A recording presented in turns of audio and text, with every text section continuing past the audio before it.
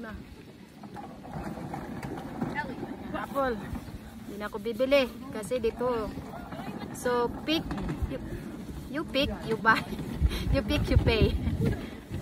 Ayan, hindi na ako bibili. Ba't bibili? Eh, busog na ako. Char. Tignan natin. Char. So ito yung red apple. So hindi pa siya ganong matamis. Mas matamis yung crispy apple, yung gala ba yun? Paka-comment nga ako ng tamang pronunciation doon. Hindi ako sa mahilig sa apple eh.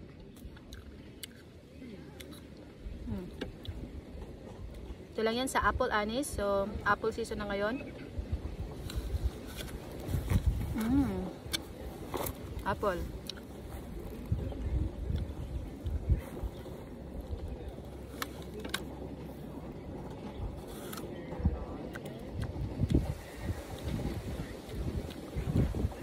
Kaya ako nangingitim. Tataka na naman kayo, ba't ako maitim? Hindi ako maglalagay ng sunblock, bira. Ito na yung maitim kaysa biglang puti, itim. Harap.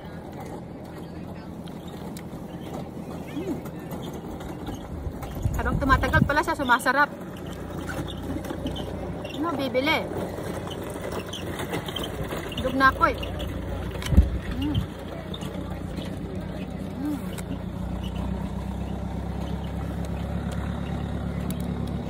Sobrang tirik ng araw kasi ano pa lang 10:30.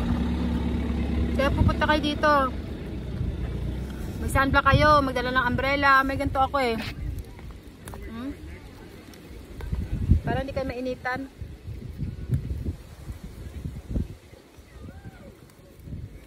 Yan, mas okay pa yung may ganyan. Tulog tayo. Apple.